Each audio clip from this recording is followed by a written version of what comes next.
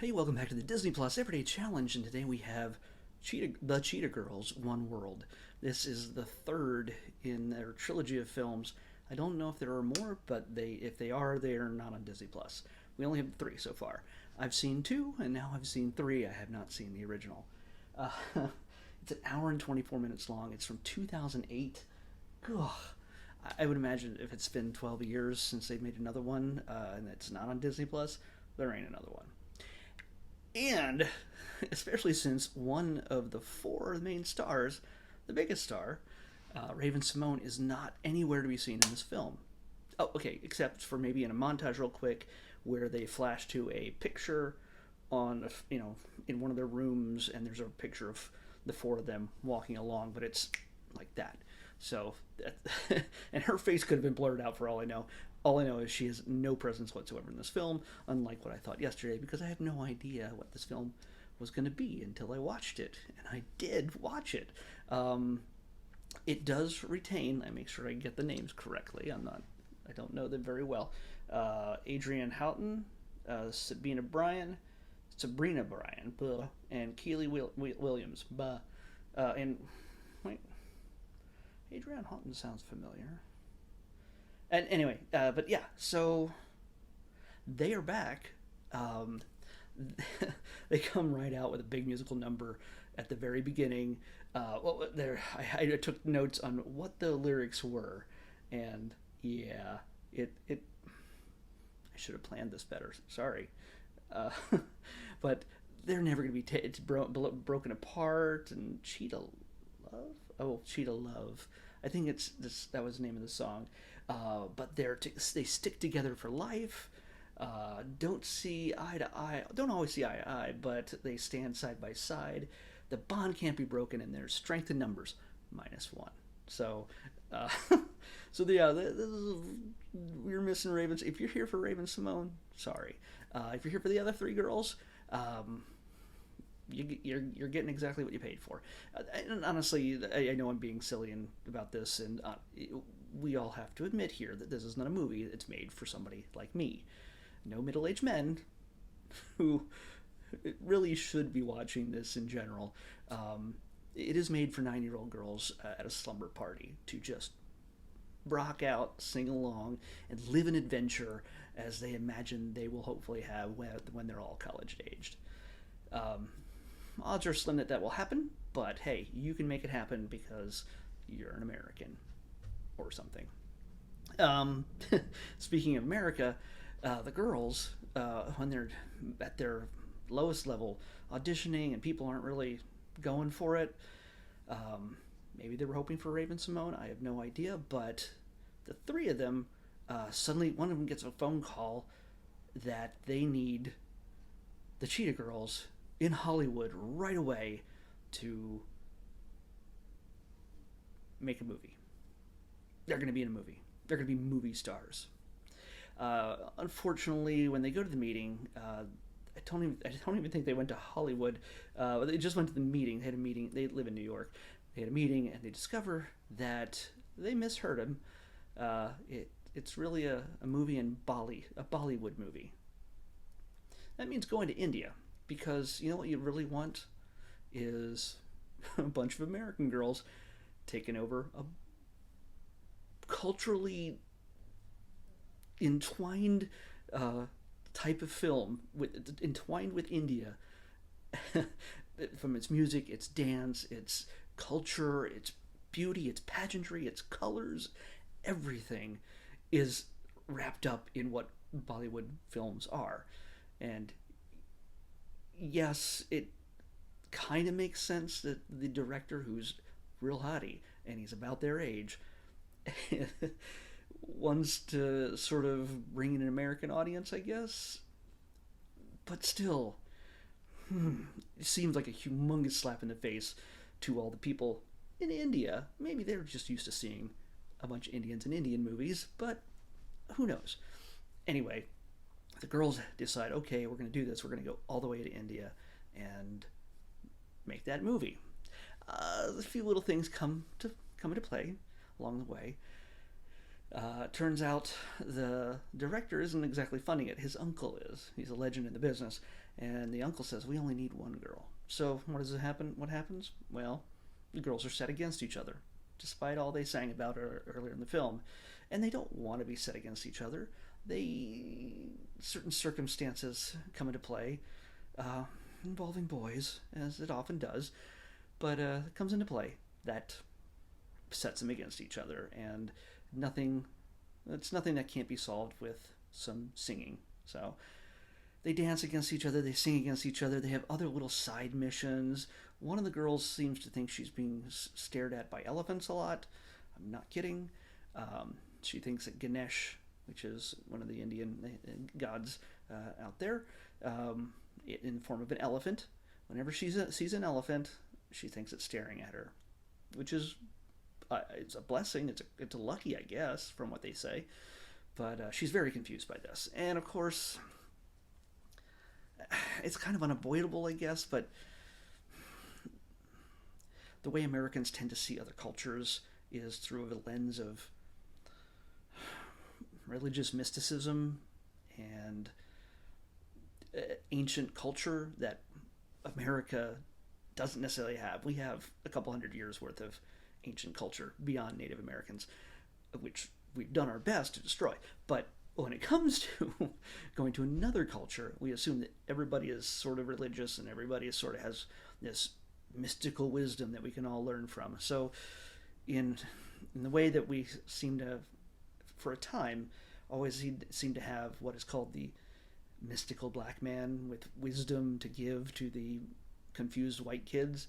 Well, they have that in India too, with just guys sitting on the street corner in colorful, cloths and wraps and everything else, and he gives the girls wisdom about luck and tying things to trees. And yes, I am not one to judge whether that's part of their culture or not. Maybe they made it up for the film. I have no idea. But yeah, it seems like an easy, cheap way of doing things.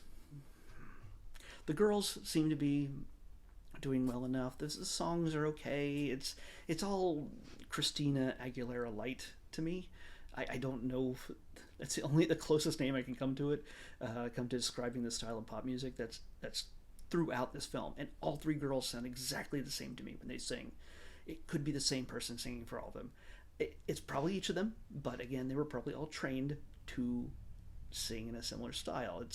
It's You're not going to see a whole lot of reaching and complication when it comes to films like this, because it's made for 9-year-old girls who, again, I know some very complex 9-year-old girls. It's scary, but for the most part, the ones who are just going to go mushy over just singing pop tunes in their jammies at a sleepover, yeah, you're not going to go for a whole lot of complexity. It's not that I'm at my advanced age, I'm so above it all. It's just not made for me. So I can't say that this is a bad movie. It's a bad movie for somebody my age, because really there's nothing that appeals to me. The music isn't interesting to me. The girls aren't written very complexly. And they shouldn't be. And the story is pretty much predictable from the get-go. I'd love to explain to you the weird issue I have with Aqua's sudden boyfriend. Like, they had to really just sort of create a romance out of thin air after realizing, okay, I'm going to talk about it. You know what? I'm going to talk about it. One of the girls had a big romance in the last film, when they went to Italy. So one of the great things about this film is that it does take the viewers into different cultures, different worlds, which is great. Which is maybe some, the 9-year-olds who are watching this as a sleepover, this might be their big first exposure to other places rather than their little hometown. To go to say, hey, oh my gosh, Italy or India. These are things that, they shot this in India. They actually did. I checked, and their locations are gorgeous and rustic and has just so much history and color to it. It's gorgeous. Again, that's the great thing about this film. If I'm going to say anything great about this film, it does open the eyes to the viewer. Uh, it gives them the opportunity to discover new cultures and see how things are in these strange new lands. Again, I don't know who's watching this beyond Americans, but you know, either way, it's a neat little bit of exposure.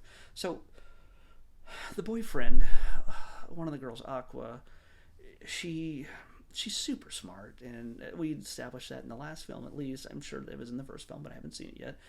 But I think she's tech savvy, and she's just bright as can be, and she's been apparently having some sort of weird romance with a tech support guy. And apparently they don't take into account any cell travel plans or anything else, or costs or anything else. None of that doesn't come into play. She gets a call from him while they're in India, and she's like, "Hey, great to hear from you. Oh, I did this with the server and blah blah blah." And he's like, "I'm very impressed." And it's like, "Oh, I'm just." She's like, "What are you doing?" "I'm watching the sunset." "What?"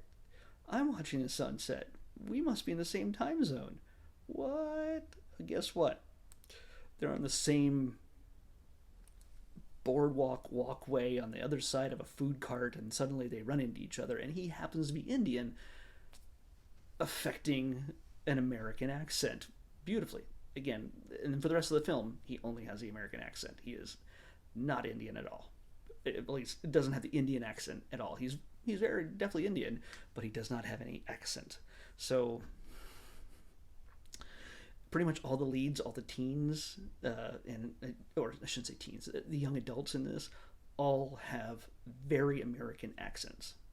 Even the Indians, the elders, father, the uncle, whatever, mothers, they are all very traditional Indian accents, speaking English. So they have the most lines, and that's why it made me research where they were filming this, because it could have been a lobby in Beverly Hills where they shot their hotel room or something. I have no idea at first, and so I made sure that it was shot in India, and it was. So it just had a feeling they were like gonna pass off parts of LA as Beverly Hills. It's just anyway. So the boyfriend that she's been talking to for customer support, that she technically didn't even really need, but got a crush on because she talked to him during tech support, just happens to be in the same city, in one of the most dense populations on the planet. And of course, because he's tech support, he's in India, but he speaks perfect, with no accent English. And then he turns out to be a Maharishi. Not going to say that right. I had it perfectly in my head. Cannot say it right. So he turns out to be incredibly wealthy and connected, and with like a mansion for a home. And of course, he's doing tech support. And he helps provide the sets for this failing film that they're trying to put together. And yeah, so it's complicated. It actually has a bit more complexity than I thought it was going to have, so kudos to them for that. But it was turning out exactly as I expected it to. So a song solves all the problems.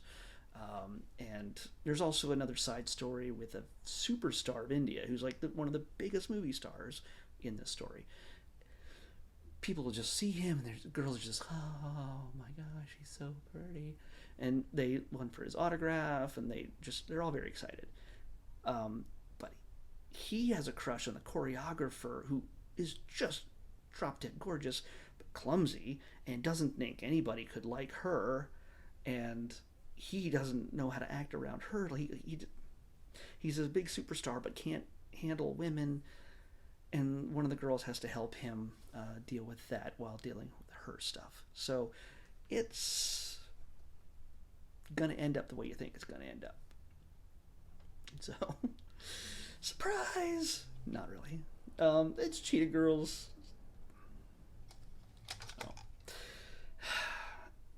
exciting times with the Cheetah Girls. If you're 9 years old and you love these things, or you watched this when you were a kid 12 years ago when this thing came out, and you love the Cheetah Girls and you love the music, good for you. That's awesome. Love it. Don't ever tell anybody you shouldn't love what you love. But for somebody like me, I can't recommend it. Somebody my age, really can't recommend it. I like some of the musicals that Disney puts out on, like, the Disney Channel. Some of this stuff I actually really like. This, none of the songs do anything to me. They sound exactly the same. But hey, if this is your thing, love it. All right, let's pick tomorrow's episode. 404. Didn't we have that recently? Oh, I guess we did that in the last quarter. We'll see.